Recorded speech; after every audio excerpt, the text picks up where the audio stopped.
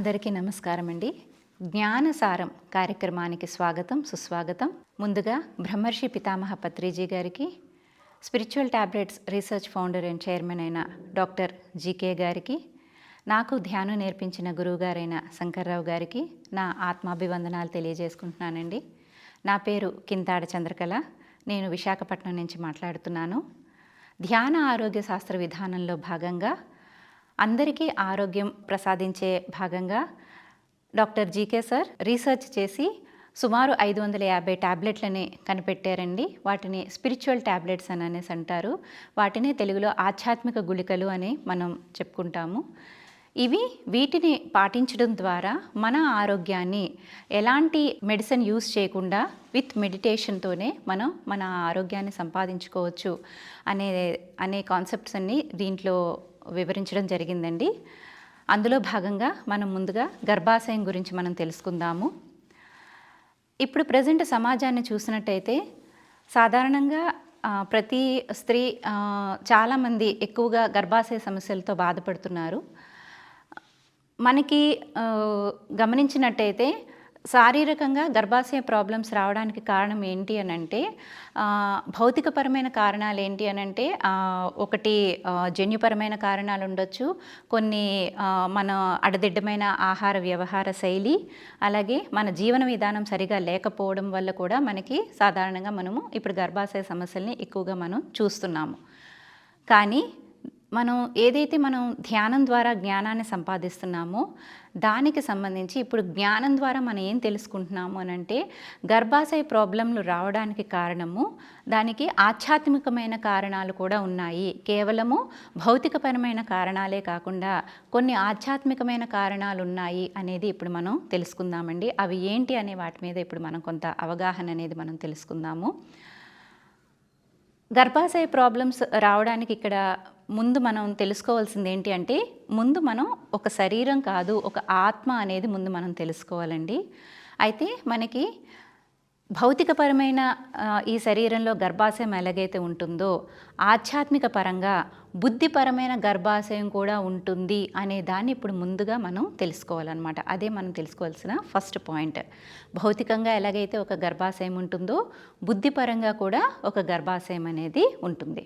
అయితే భౌతికంగా గర్భాశయం అనేది ఎలాగ మనకి తయారవుతుంది అని అంటే ఎప్పుడైతే తల్లి కడుపులో బిడ్డ తయారవుతుందో, ఒక అండం పిండంగా తయారవుతుందో 9 నెలల పాటు ఆ పిండము శరీర భాగాలన్నింటినీ కూడా తయారు చేసుకొని ఒక బిడ్డని జన్మనిస్తుందన్నమాట. అది గర్భాశయం యొక్క ముఖ్య విధి. అలాగే బుద్ధిపరమైన గర్భాశయం మనకి తయారవ్వాలి అని అంటే మనము జన్మలుగా ఎంతో జ్ఞానాన్ని మనం సంపాదిస్తూ ఉంటాము. అలాగే ఈ జన్మలో కూడా ఎంతో కొంత జ్ఞానం అనేది మనం సంపాదించాలన్నమాట. ఎప్పుడైతే మనం జన్మల జ్ఞానంతో పాటు ఈ జన్మలో కూడా మనం ఎప్పుడైతే జ్ఞానాన్ని సంపాదిస్తూ అందరినీ శాకాహారులుగా ధ్యానులుగా ఎప్పుడైతే మనం తయారు చేయడానికి సిద్ధపడతామో అప్పుడు మనకి బుద్ధిపరమైన గర్భాశయం తయారవడానికి అవకాశం అనేది కలుగుతుంది. అంతేకాకుండా మన భౌతికంగా చూసుకుంటే గర్భాశయం గట్టిపడడానికి ఎలాగైతే కొన్ని సంవత్సరాలు మనం ఏదైతే ఆహార నియమాలు తీసుకుంటూ శారీరక ఎదుగుదలకి మనం ప్రాపంచికంగా అన్ని పద్ధతులు పాటిస్తూ ఉంటామో అలాగే బుద్ధిపరమైన గర్భాశయం గట్టిపడడానికి కూడా కొన్ని మనం పాటించాల్సి ఉంటుంది. అదేంటి అని అంటే మనం అద్భుతమైన జ్ఞానాన్ని తీసుకోవాలి. ఏదైతే మనం ఆత్మజ్ఞానానికి సంబంధించిన విషయాలు తెలుసుకుంటూ అంతేకాకుండా కళలకు సంబంధించిన జ్ఞానాన్ని కూడా మనం తెలుసుకోవాలి. అంటే భజగోవిందం శ్లోకాలు కానీ లేకపోతే ఇంకా సంగీతం నేర్చుకోవడం కానీ ఇంకా శ్రీకృష్ణామృతము లేకపోతే భగవద్గీత శ్లోకాలు ఈ జ్ఞానాన్ని అంతటినీ కూడా మనం తెలుసుకోవాల్సి ఉంటుందండి. ఎప్పుడైతే ఆ జ్ఞానాన్ని మనం తెలుసుకుంటామో మన బుద్ధిపరమైన గర్భాశయము గట్టిపడడానికి అవకాశం ఉంటుందన్నమాట. ఈ బుద్ధిపరమైన గర్భాశయం అనేది మనకి దేనికి ఉపయోగపడుతుందంటే మన ఆధ్యాత్మిక పుత్రుల్ని మనం కనడానికి సాకటానికి ఇది చక్కగా ఉపయోగపడుతుంది. ఎలాగైతే భౌతికంగా పిల్లల్ని కనడానికి ఒక తల్లి తండ్రి ఎలాగైతే సహకారం అవసరమవుతుందో, అలాగే బుద్ధిపరమైన గర్భాశయం గట్టిపడడానికి కూడా మనకి ఆధ్యాత్మిక పుత్రులు రావడానికి కూడా అవకాశం ఉంటుంది. ప్రతి ఒక్కరికి కూడా ఇక్కడ మనం గుర్తుపెట్టుకోవాల్సింది ఏంటంటే, ప్రతి ఒక్కరికి కూడా ప్రతి జన్మలో ఎంతో కొంతమంది ఆధ్యాత్మిక పుత్రులు అనేవాళ్ళు ఉంటారు. అంటే ఆధ్యాత్మిక పుత్రులు అంటే ఇక్కడ మన నుంచి ఆత్మజ్ఞానాన్ని పొందడానికి సిద్ధంగా ఉండేవాళ్ళు, అలాగే మన నుంచి ధ్యానము శాకాహారం గురించి తెలుసుకోవాల్సిన వాళ్ళు ప్రతి ఒక్కరికి కూడా ఉంటారండి. ఆ జ్ఞానాన్ని ఎప్పుడైతే మనం వాళ్ళకి పంచుతామో వాళ్ళు మన ఆధ్యాత్మిక పుత్రులుగా ఇక్కడ మనం పరిగణించడం అనేది జరుగుతుంది. ఇప్పటి వరకు మనం గర్భాశయం ఏ రకంగా మనకి తయారవుతుంది, గర్భాశయం ఏ రకంగా గట్టిపడుతుంది అనే దాని గురించి ఇప్పుడు మనం తెలుసుకున్నాము. అయితే ఇప్పుడు గర్భకోశ వ్యాధులు ఎందుకు వస్తున్నాయి అనే దాని గురించి ఇప్పుడు తెలుసుకుందామండి. మనం సాధారణంగా గమనించినట్టయితే భౌతికంగా చూసుకుంటే ఈ గర్భాశయము ఏదైతే చిన్నప్పుడే మనకి తల్లి కడుపులో ఉన్నప్పుడే మనకి ఏర్పడి అది మన శారీరక ఎదుగుదలతో పాటు మనకి ఎదగడం అనేది జరుగుతుంది.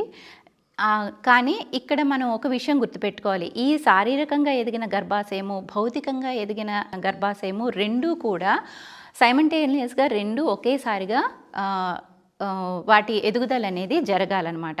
కానీ ప్రాపంచికంగా ఉన్న మనుషులు కేవలము శారీరకమైన ఎదుగుదల మీద మాత్రమే దృష్టి పెడతారు. మానసికంగా ఆధ్యాత్మికంగా జ్ఞానం వైపు వాళ్ళు దృష్టి పెట్టరు. కాబట్టి వాళ్ళు ఆధ్యాత్మిక జ్ఞానాన్ని పొందకపోవడం వల్ల వాళ్ళ బుద్ధిపరమైన గర్భాశయము ఖాళీగా ఉండిపోతుంది. అక్కడ ఎలాంటి జ్ఞానాన్ని వాళ్ళు స్వీకరించలేరన్నమాట. అలా వాళ్ళు ఆ జ్ఞానాన్ని స్వీకరించకపోవడం వల్ల ఏదైతే ఆ బుద్ధిపరమైన గర్భాశయంలో ఆ ఖాళీ ఏర్పడిందో దానివల్ల మనకి ఆ లోటు మనకి ఇక్కడ భౌతికపరమైన గర్భాశయంలో వ్యాధుల రూపంలో మనకి కనిపించడం అనేది జరుగుతుంది. అంటే ఆత్మ మనకి తెలియజేస్తూ ఉంటుందన్నమాట.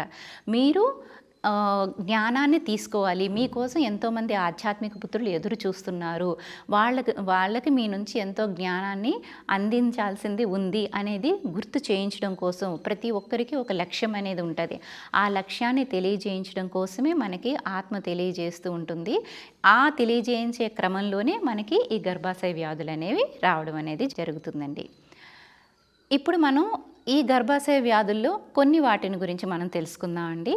అందులో మొదటిది సాధారణంగా మనం గమనించినట్టయితే చాలామందికి irregular periods, next over bleeding ఉంటుందండి, నెక్స్ట్ థర్డ్ ఏంటంటే ఫైబ్రాయిడ్స్ తయారవడము, నాలుగవది పీసీఓడి. ఇవి సాధారణంగా ఇప్పుడు ప్రజెంట్ సమాజంలో మనం చూస్తున్నాము. అసలు ఫస్ట్ మనం తీసుకుంటే ఇర్రెగ్యులర్ పీరియడ్స్ ఎందుకు వస్తాయి? నార్మల్గా చూసుకుంటే ఆడవాళ్ళకి ఇర్రెగ్యులర్ పీరియడ్స్ ఎందుకు వస్తాయి అని అంటే, ప్రతి ప్రాబ్లంకి కూడా కొన్ని శారీరకమైన రీజన్స్ ఉంటాయి, ఆధ్యాత్మికపరమైన రీజన్స్ ఉంటాయి, అలాగే మానసికపరమైన రీజన్స్ కూడా ఉంటాయండి. కానీ ఎవరైతే ప్రాపంచికంగా ఉన్నవాళ్ళు కేవలం శారీరకపరమైన రీజన్స్ మీదే దృష్టి పెడతారు. వాళ్ళు డాక్టర్స్ని కలుస్తారు, మెడిసిన్ అనేది తీసుకుంటారు, దానికి మాత్రమే వాళ్ళు ట్రీట్మెంట్ అనేది ఇవ్వడం జరుగుతుంది. కానీ మనం ఇప్పుడు ఆధ్యాత్మిక పరిభాషలో మాట్లాడుకుంటున్నాం కాబట్టి ఇక్కడ ధ్యాన ఆరోగ్య శాస్త్ర విధానం ద్వారా మనము గర్భాశయానికి ఆధ్యాత్మికపరమైన విషయాల గురించి కూడా మనం అవగాహన అనేది ఇస్తాము, అలాగే మానసికపరమైన విషయాల మీద కూడా వాళ్ళకి అవగాహన అనేది ఇస్తాం అన్నమాట. ఇప్పుడు మనం తెలుసుకోబోయేది ఏంటి అని అంటే, శారీరకమైన రీజన్స్ ఏంటి అంటే నార్మల్గా చూసుకుంటే జన్యుపరమైన కారణాలు ఉంటాయండి, అలాగే వాళ్ళ అడ్డదిడ్డమైన ఆహార వ్యవహార శైలి కూడా ఉంటుంది. అలాగే ఇప్పుడు ఏదైతే మనం పెస్టిసైడ్స్ మందులని రకరకాలవి మనం వాడటం వల్ల కూడా అవన్నీ కూడా శారీరక ఎదుగుదల మీద ప్రభావం చూపించడం ద్వారా కూడా అందరికీ కూడా గర్భాశయ ప్రాబ్లమ్స్ అనేవి రావడం అనేది మనం నార్మల్గా మనం గమనిస్తున్నాం. కానీ ఇక్కడ మానసికపరమైన కారణాల గురించి కూడా మనం తెలుసుకునేటట్టయితే, ఎప్పుడైతే ఒక ఆడపిల్ల ఇంట్లో పుట్టింది అనగానే చిన్నప్పటి నుంచి బాగానే పెంచుతారు. ఒక 9-10 ఏళ్ళు వచ్చేసరికి వాళ్ళ ఇంటిని వాతావరణం బట్టి, వాళ్ళ సొసైటీని బట్టి ఏంటంటే పిల్లలకి కొన్ని రెస్ట్రిక్షన్స్ అనేవి పెడుతూ ఉంటారనమాట. చిన్నప్పటి నుంచి అక్కడికి వెళ్ళకూడదు, ఇక్కడ వెళ్ళకూడదు, అది చేయకూడదు, ఇది చేయకూడదు అని ఒక ఫ్రీడమ్ అనేది ఇవ్వకుండా వాళ్ళకి చిన్నప్పటి నుంచి అన్ని రెస్ట్రిక్షన్స్ పెడతారు. అలాగే ఎప్పుడైతే వాళ్ళకి పీరియడ్ స్టార్ట్ అయిందో వాళ్ళకి ముట్టుకోకుండా ఒక పక్కన కూర్చోబెట్టించడము, చేయడము, అవన్నీ చేయటం ద్వారా వాళ్ళు చిన్నప్పటి నుంచే ఒక మానసికమైన భయం అనేది వాళ్ళ మనసులో ఏర్పడుతుందనమాట. ఇది మెయిన్ రీజన్గా మనం తెలుసుకోవాలి. ఫంక్షన్స్ అయితే చేస్తారు ఓకే, కానీ తర్వాత వాళ్ళకేంటంటే దాని గురించి అది ఒక పెద్ద తప్పులాగా దానివల్ల ఎవరికి ఏ ప్రోగ్రామ్స్కి వాళ్ళని తీసుకెళ్ళకపోవడము, వాళ్ళని ఒక పక్కన కూర్చోబెట్టించడము, ఇదంతా వాళ్ళకి చిన్నప్పటి నుంచే ఇది వద్దు, ఇది మాకు ఉండకపోతే మేము ఫ్రీగా తిరుగుతాం కదా అని ఒక రకమైన అభిప్రాయం అనేది దాని మీద ఏర్పడిపోతుందన్నమాట. అంటే లేత వయసులోనే వాళ్ళకి ఆ బీజం అనేది ఏర్పడిపోయి ఆ చిన్నప్పటి నుంచి ఆ బీజం పెరిగి పెరిగి అది పెద్దదయ్యి అదే ఒక మానసిక కారణం కింద తయారవుతుంది. అదే ఆధ్యాత్మిక కారణం కింద మనం తీసుకునేటట్టయితే ఇక్కడ మనం ఏదైతే జ్ఞానాన్ని సంపాదించాలో ఆ సరైన జ్ఞానాన్ని సంపాదించకపోవడం కూడా ఒక రీజన్ కింద మనం తెలుసుకోవచ్చు. అయితే ఇక్కడ ఇర్రెగ్యులర్ పీరియడ్స్ రావడానికి మెయిన్ కారణం ఏంటంటే ఆత్మ ప్రతి జన్మలో ఎంతో కొంత జ్ఞానం అనేది నేర్చుకుంటూ ఉంటుంది. ఆ నేర్చుకున్న జ్ఞానాన్ని భూమి మీద అనుభవాల రూపంలో కొన్ని సంఘటనలు తీసుకొని ఆ సంఘటనల ద్వారా అనుభవాలు పొందుతూ ఆ అనుభవాల ద్వారా ఎంతో జ్ఞానాన్ని సంపాదిస్తూ ఉంటుంది. కానీ ప్రాపంచికంగా ఉన్న మనుషులు కేవలము ప్రాపంచికమైన జ్ఞానాన్నే సంపాదిస్తారు, కానీ ఆధ్యాత్మికమైన జ్ఞానం మీద వాళ్ళు దృష్టి పెట్టరనమాట. దానివల్ల వాళ్ళకి ఏంటంటే ఆధ్యాత్మిక జ్ఞానం పూర్తిగా లోపిస్తుంది. ఎప్పుడైతే ఆధ్యాత్మిక జ్ఞానం లోపిస్తుందో దాన్ని గుర్తు చేయడం కోసమే ఈ రకరకాల అనారోగ్య సమస్యలు అనేవి వస్తాయి. అయితే ప్రతిరోజు మనం ఈ శరీరం ఎదగడం కోసం ఎలాగైతే మనం ఆహారము అవి ఎలాగైతే తీసుకుంటామో అలాగే ఆత్మపరంగా ఆత్మ ఎదుగుదలకు కూడా మనం ప్రతిరోజు కొంత జ్ఞానం అనే ఆహారాన్ని తీసుకోవాలి. ఈ శరీరాన్ని శుద్ధి చేసుకోవడానికి స్నానము ఎలాగైతే ఉపయోగపడుతుందో అలాగే ఆత్మను శుద్ధి చేసుకోవడానికి కూడా మనకి ధ్యానము జ్ఞానం అనేవి రెండు కూడా ఉపయోగపడతాయండి. ధ్యానం ద్వారా ఆత్మను మనం శుద్ధి చేసుకోగలము, అలాగే జ్ఞానం ద్వారా ఆత్మ అభివృద్ధికి మనం తోడ్పాటు అందించగలుగుతాం. కాబట్టి ఆ జ్ఞానం అనేది ఎప్పటికప్పుడు మనం అందిస్తామో అప్పుడు మన ఆత్మ ఎదుగుదల అనేది చక్కగా జరుగుతుంది. ఇక్కడ ఆ ఆత్మకు సరైన జ్ఞానం అందకపోవడం వల్లే అది మనకి ఒక ఇర్రెగ్యులర్ పీరియడ్స్ రూపంలో మనకి చూపిస్తుంది అన్నమాట. ఎప్పుడైతే ఈ విషయాన్ని తెలుసుకొని వాళ్ళు ధ్యానాన్ని ఆచరిస్తూ ముందు వాళ్ళు ధ్యానాన్ని ఆచరించాలండి, అలాగే శాకాహారాన్ని కూడా ఖచ్చితంగా పాటించాలి. అయితే ధ్యానం చేస్తూ శాకాహారాన్ని ఎప్పుడైతే పాటిస్తూ త్రిరత్నాలు అంటే ధ్యానము, స్వాధ్యాయము, సజ్జన సాంగత్యము ఇది రోజు వాళ్ళు పాటిస్తూ వాళ్ళ జీవన శైలిలో ఎప్పుడైతే వీటిని ఒక కార్యక్రమంగా వాళ్ళు ఎప్పుడైతే పెట్టుకుంటారో తప్పకుండా వాళ్ళకి ఈ ఇర్రెగ్యులర్ పీరియడ్స్ నుంచి వాళ్ళకి ఆ విముక్తి అనేది లభిస్తుందన్నమాట. ప్రతి మంత్కి ఒక్కొక్క కార్యక్రమం అనేది ఉంటుంది. ఈ మంత్లో ఇది చేయాలి, ఆ మంత్లో అది చేయాలని మనకి కొన్ని ఫిజికల్గా కొన్ని ప్రోగ్రామ్స్ అనేవి ఉంటాయి. అలాగే ఆత్మపరంగా కూడా ఆత్మ ఎదుగుదలలో కూడా ప్రతి మంత్కి కొన్ని కార్యక్రమాలు అనేవి అది చెయ్యాలని అనుకుంటుంది అనమాట. కానీ ఆ గైడెన్స్ అనేది మనకు దొరకాలి అని అంటే పౌర్ణమి ధ్యానాలు చాలా చాలా బాగా ఇక్కడ మనకి ఉపయోగపడతాయి అన్నమాట. మనకి ఆ గైడెన్స్ సరిగా అందలేనప్పుడు మనం పౌర్ణమి ధ్యానాలు అనేవి చేయాలి. పౌర్ణమి ధ్యానం ఎలా చేయాలి అంటే ఇక్కడ పౌర్ణమి ముందు రోజు, పౌర్ణమి రోజు, పౌర్ణమి తర్వాత రోజు ఏదైనా ఒక పెద్ద పిరమిడ్కి వెళ్ళి మనం మౌనంతో ఆ 3 రోజులు మనం ధ్యాన సాధన అనేది చేయాలండి. ఎప్పుడైతే అఖండ ధ్యాన సాధన చేస్తామో మనకి కొన్ని అనుభవాలు అనేవి వస్తాయన్నమాట. ఆ అనుభవాలు మనకి కళల రూపంలో రావచ్చు, కోఇన్సిడెన్స్ రూపంలో రావచ్చు, ధ్యాన అనుభవాల రూపంలో రావచ్చు. అవన్నీ కూడా కొన్ని మనకు అర్థమవుతాయి, కొన్ని మనకి అర్థం కాని స్థితిలో ఉంటాయి. ఎప్పుడైతే మనకు అర్థం కాని స్థితిలో ఉంటాయో వాటిని మనం ఎప్పుడైతే ఒక గురువుల సహాయంతో వాటిని మనం తెలుసుకుంటామో అప్పుడు ఆ మంత్కి మనం ఏదైతే చెయ్యాలని మన ఆత్మ ఏదైతే ప్రణాళిక వేసుకుందో అది మనకి చక్కగా వివరిస్తుందండి. అంటే కొన్ని ఇక్కడ మనకి స్పిరిచువల్ ట్యాబ్లెట్స్లో ఆబ్జెక్ట్ సైన్స్ అనేది కూడా ఉందండి. అంటే మనం ఒకవేళ తెలుసుకోలేకపోయినా ఆబ్జెక్ట్ సైన్స్ రూపంలో కూడా మనకి ఆత్మ తెలియజేస్తూ ఉంటుంది అనమాట. ఎప్పుడైతే మీరు మీ సీనియర్ మాస్టర్స్ని ఎప్పుడైతే మీరు కలుస్తారో వాళ్ళు మీకు వివరించి చెప్తారు. మీకు మీ ఆత్మ ఏదైతే మీకు చెయ్యాలని మీకు గైడెన్స్ ఇస్తుందో అది మీకు తప్పకుండా వివరించి చెప్తారండి. ఎప్పుడైతే అది మీరు రెగ్యులర్గా పాటిస్తూ, ఎప్పుడైతే పౌర్ణమి ధ్యానాలు మీరు చేస్తూ, ఎప్పుడైతే మీరు త్రిరత్నాలను ఎప్పుడైతే పాటిస్తూ ఉంటారో తప్పకుండా ఈ ఇర్రెగ్యులర్ పీరియడ్స్ నుంచి మీరు తప్పకుండా బయటపడగలుగుతారనమాట.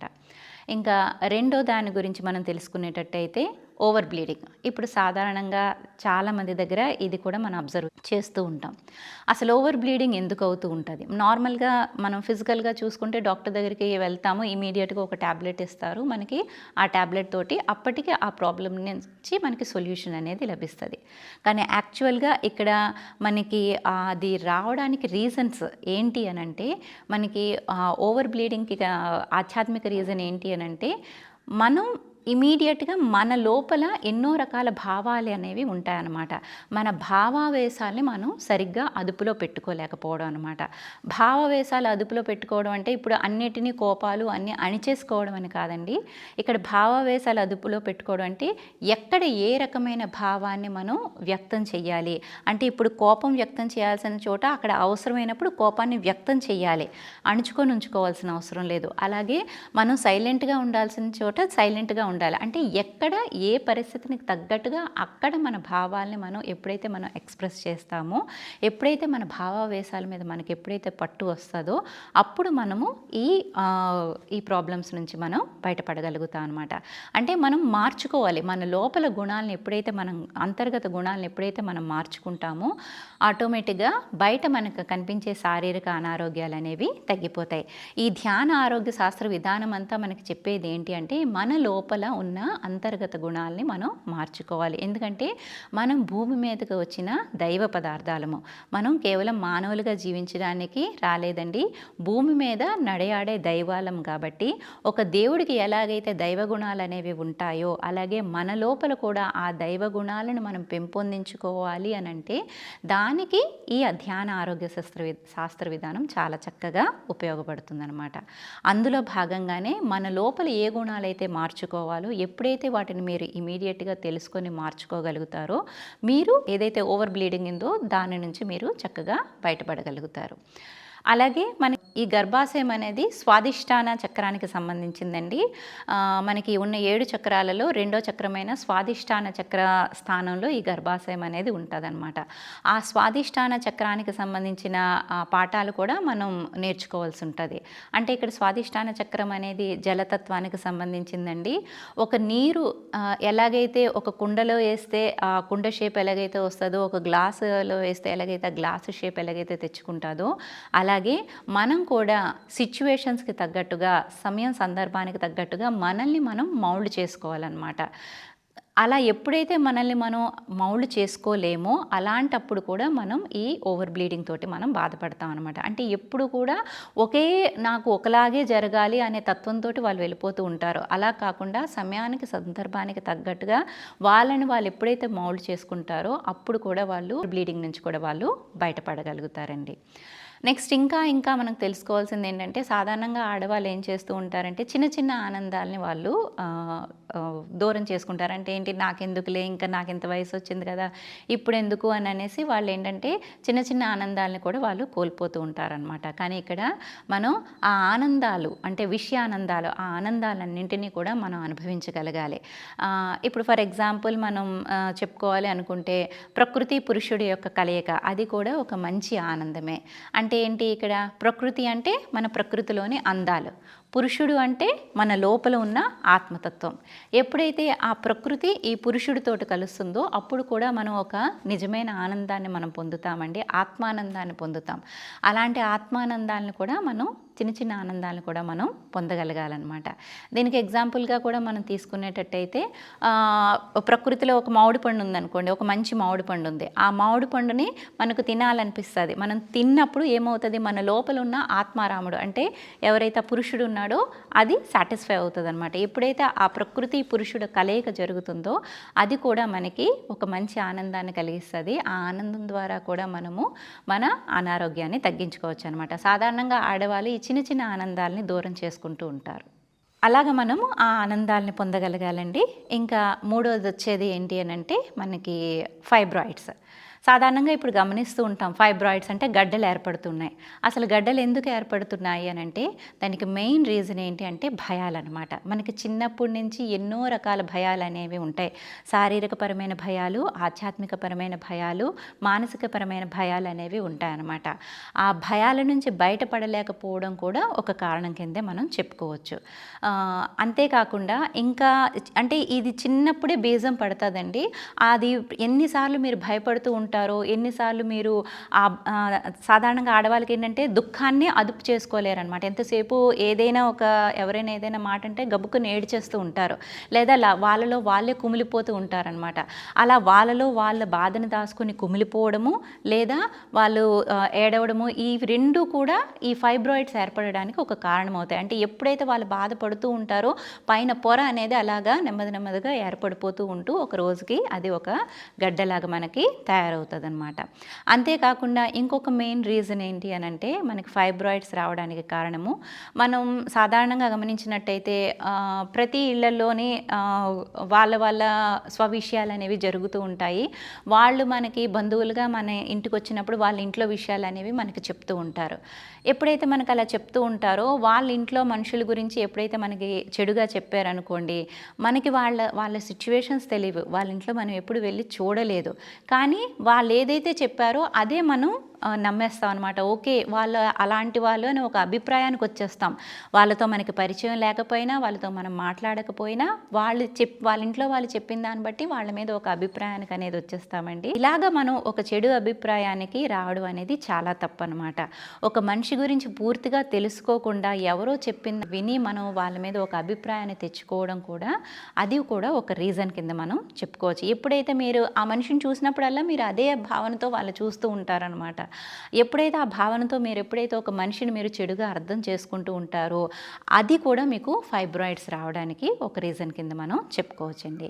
ఇంకా లాస్ట్గా మనం చెప్పుకునేది ఏంటి అంటే పీసీఓడి ప్రాబ్లమ్స్. సాధారణంగా ఇప్పుడు ఇది ఎక్కువగా అది కూడా మనం చూస్తున్నామండి.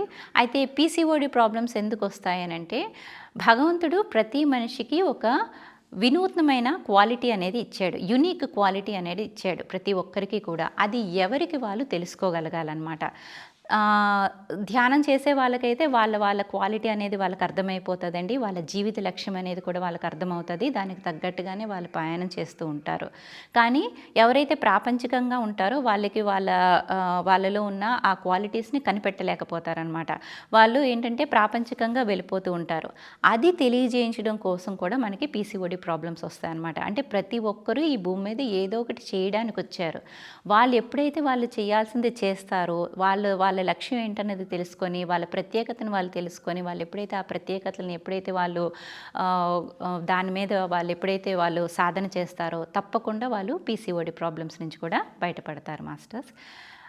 ఇంతవరకు మనం గర్భాశయంలోని మెయిన్ కారణాల గురించి మనం తెలుసుకున్నామండి. ఇంకా దీని గురించి ఈ సబ్జెక్ట్ గురించి ఇంకా మీకు బాగా తెలుసుకోవాలి అని అంటే మనకి స్పిరిచువల్ ట్యాబ్లెట్స్లో L1 కోర్స్ అనేది ఉందండి, లెవెల్ 1 కోర్స్ అనేది ఉంది. మీరు దీన్ని ఆన్లైన్ ద్వారా ఆఫ్లైన్ ద్వారా కూడా మీరు నేర్చుకోవచ్చు. దీన్ని మీరు నేర్చుకొని మీరు ఇంకా ఎక్కువ జ్ఞానాన్ని సంపాదించాలని, ఇంకా అద్భుతంగా దీని మీద మన ఆరోగ్యం మీద మీకు మంచి పట్టు రావాలని, అన్ని అనారోగ్యాల గురించి ఆధ్యాత్మిక కారణాలు మీరు తెలుసుకోవాలని నేను మనస్ఫూర్తిగా కోరుకుంటున్నానండి. నాకు ఇంతటి మంచి అవకాశం ఇచ్చిన PMC ఛానల్ వాళ్ళకి నా కృతజ్ఞతలు చెప్పుకుంటున్నాను. Thank you.